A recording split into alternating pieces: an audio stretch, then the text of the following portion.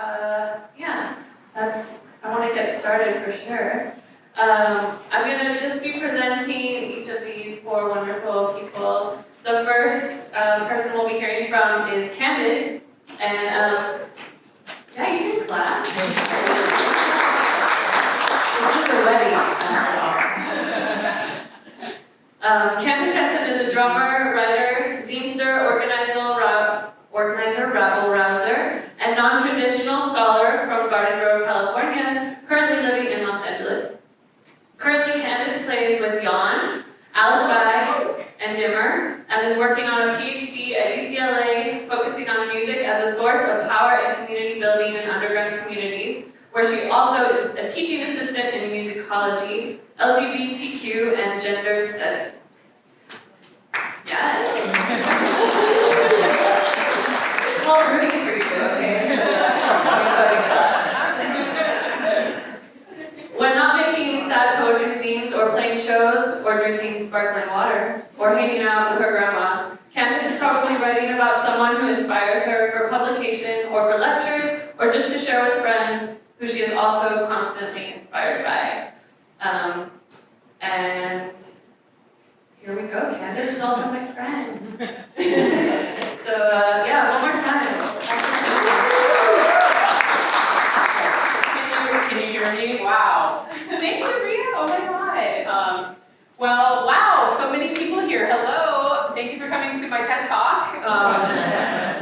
Can everyone in the back hear? Can you hear? Raise your hand. I'm also really fucking loud, so I might be last night. So I was bored for this moment. Can you turn on my timer? So I want to be respectful of time. Oh, I'm also there. I'm with you. Oh, you're there with me? I'm there, don't worry. Oh, you're the best. You are an angel. Okay, you time me. Yeah, there you go. So, yeah, I'm so honored to be here, so excited to be a part of this panel. So happy to be here along with Beatrice, Daisy, and Sophia, and of course everybody a part of the zine community. It's been like a huge source of like empowerment for me as like a creative person, and it's just really incredible to be here. So I want to start two things. One, I want to acknowledge that I'm having anxiety about this, of trying to embody all of my disjointed worlds of being like a musician, but also like a fucking academic by accident, essentially, because I'm trying to buy my mom a house. And so, you know, you learn the ways to communicate. And so I've been teaching a lot, which is like, you know, this, and then being like, oh, you know, but then also I'm like a drummer. And so like, I'm gonna probably be a little erratic, and if it doesn't make sense, just tell CJ to raise her rain slicker in the air, and I'll slow down. So I have a tendency to just be the most, and I'm sorry. I'm not sorry. I'm letting you know where I'm at. I'm the most, and I'm grateful for your patience. Thank you. So I want to start by just saying that I think that cheering for people and cheering for the things that I love and the things that inspire me has the potential to be a political act, and it has the potential to be a utopian form of world making. Has anybody ever heard of this term before, utopian world making? Ray? Hell yeah. Ray? I feel like I'm at work right now. Hello. You did the reading, Munoz. What does it mean to you, Ray, to talk about like a utopian world making? Well, from what I've heard, it's basically just where everyone's happy, I guess.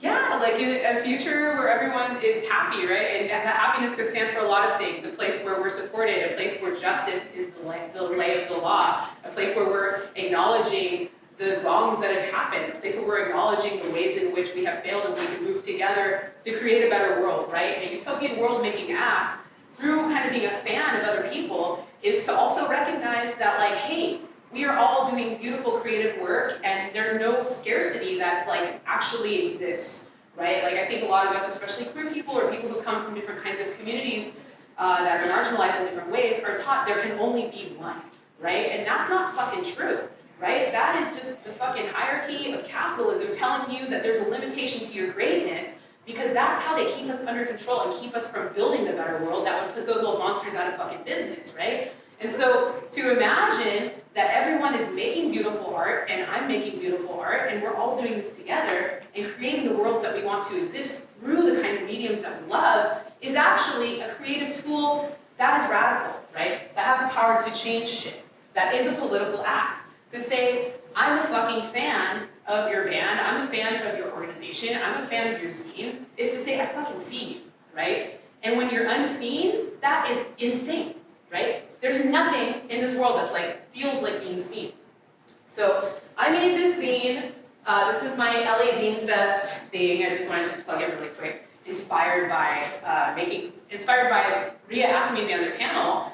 And yeah, so this is from this is a collage that I made about dykes. And you know, people don't really like dykes. People don't like us. And so I just wrote this poem just thinking about like how visible dykes made me feel less alone in this world, right? And so like, anyways, yeah, so that just thinking about the people that you're fans of and thinking about why can actually make you think about what is it within you that isolates you from others, right?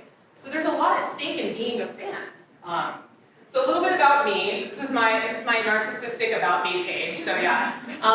So this is my first academic professional headshot. And I have made sure to wear my fatty cakes and puff pastries pinned in it because if UCLA is going to fucking capitalize off my labor, they're going to bring my friends with me and then we're all going to fucking get something. This is my band Yawn that I love, Jessica Jeezy in the Shadow. This is, I used to write for the OC Weekly. I used to organize the Rock and Roll Camp for Girls Orange County. Have people heard of the Rock and Roll Camp for Girls organizations? Yes. Really important, powerful work.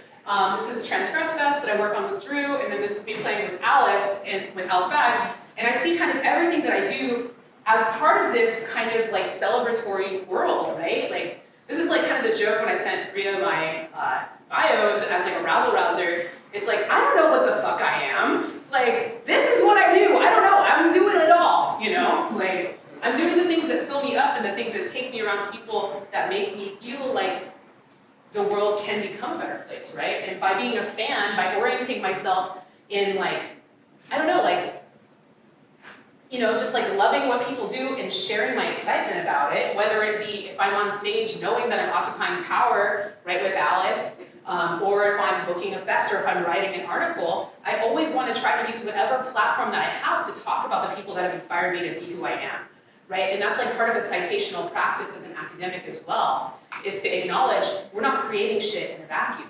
So this is where I came from. This is, so the kind of way that I became a fan was my best friend in junior high had a computer and I did not.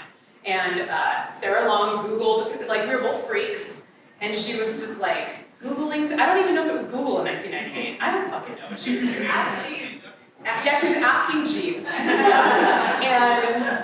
And Jeeves told her, wow, you're weird, you're gay, you're probably gonna be into punk. And so this is what I looked like before punk. In 1998, and then here's what I look like shortly after. So yeah, but being a nerd punk freak from Garden Grove made me feel incredibly isolated. And it was through being a fan of punk music that gave me not just the community that I inevitably got, but just the promise of a community beyond my isolation with my best friend, right? So like, I brought the first zine I ever got with me. It's a flip side from 1970 something. It's like an ultimate fanzine. I'm sure people have heard of flip side. And I got this at this record store when I was a kid, and just looking at like, I read this Screamers article, you know, and it's like, wow, there was a community in Southern California of like gay freaks that were like cool and everybody hated them, and they had community and they made things like, so I can survive. I can have that too, right? And so by being a fan, it made me feel less alone, even if it was in a historical continuum, right? Me and Sarah were definitely alone in her junior high. But in our minds, when we went home with VHS tapes, watching all these different films, like The Decline of Western Civilization and stuff, we were not as alone. So why is it that being a fan is not celebrated the same way as being an artist? Does anybody have an idea?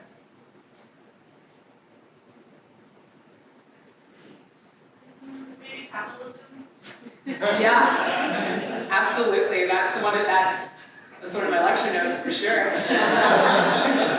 But why? What is it about capitalism, do you think? Well, I think probably a heavy emphasis on the hierarchy you get to participate in if you sell a thing and then you sell more of it, right? Totally. So like, the reason I bring this up is because I feel like people don't like to identify as like a fan, right? It's like people, I don't know, people just think like that's like a bad word kind of in a way, right? Like, and it's so weird when you think about the kind of culture of fan today, because there's kind of like a commodification of the fan, right? In this kind of world in which there's cons like Comic-Con, all these different things that are like specifically like centered on fandom, but only as fandom in relation to the purchase of an object, right? And so what does it mean to be a fan in an ecosystem that doesn't actually have a capitalist aim, right? So yeah, like, I'm a fan, I've always been a fan, and like, one of the other things about being a fan that is like, interesting to think about is the way that it's been gendered as well. So like, to be a fan, especially if you think of the whole, I do history of rock at UCLA, so in the history of rock, so the first fans are like the Beatles fans. And it's like, they're all women, and it's considered like a subordinate position, right? And so what does it mean when you actually find power in being a fan, right? And so to actually subvert that hierarchy that exists because of capital is actually a powerful act. And then to do that and validate people whose work resonates with you for reasons that are political, right? I'm queer, or how somebody who's a person of color is resonating with art of a person of color. That is validating to that artist who's creating from the margins, right? It's not for the purpose of making money. So to be a fan in that way is to validate a world. Another thing that's interesting to think about is like the idea that like people create in vacuums, right? Like people don't like to identify as a fan because essentially that means that like you saw somebody else's work and that it maybe it inspired you, right?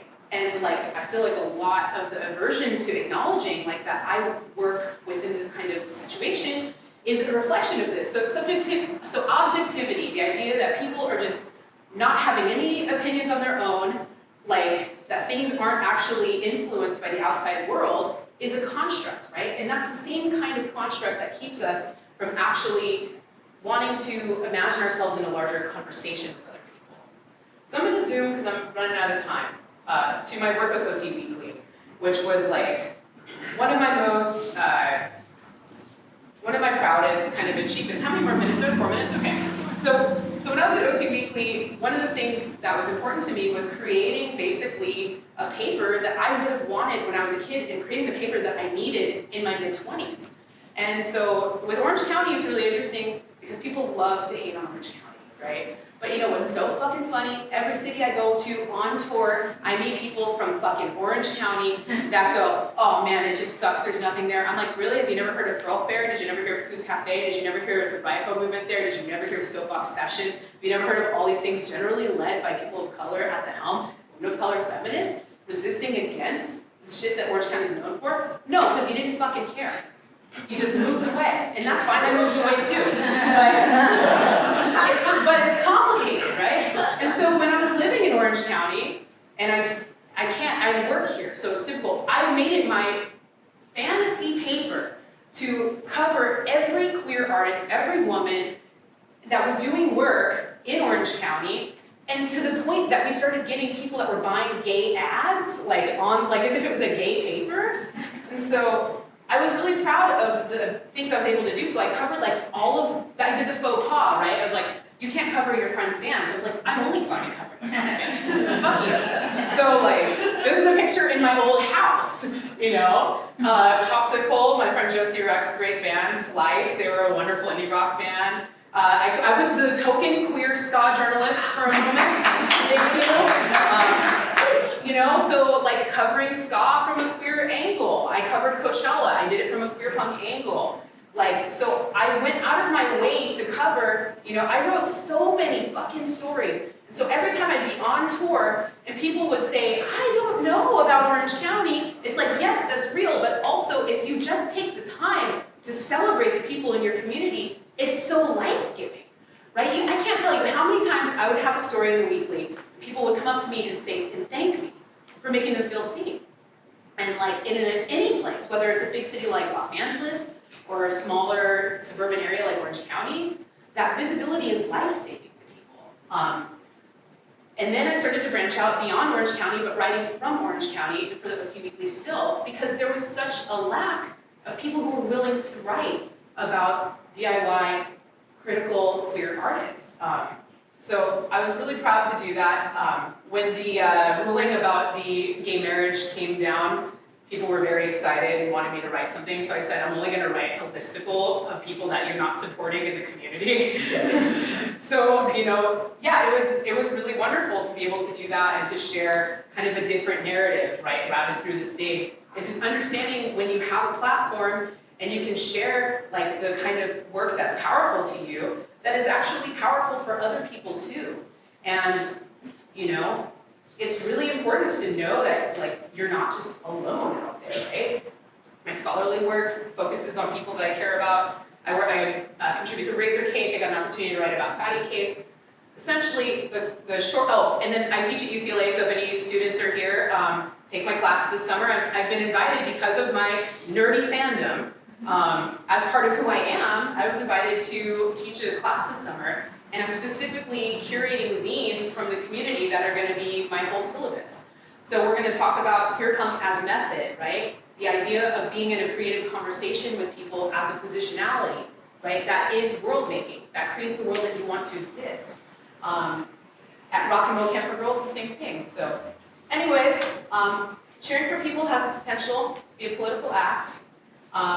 Cheering for people lets them know that you see them, and so many of us feel unseen. The people who've cheered for me have helped keep me alive. And cheering for people can be an act of radical, utopian world-making.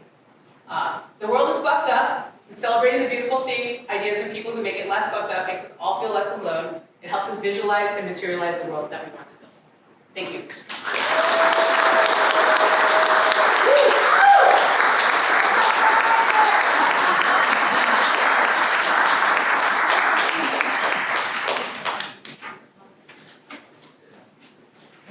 Thank you, Candace.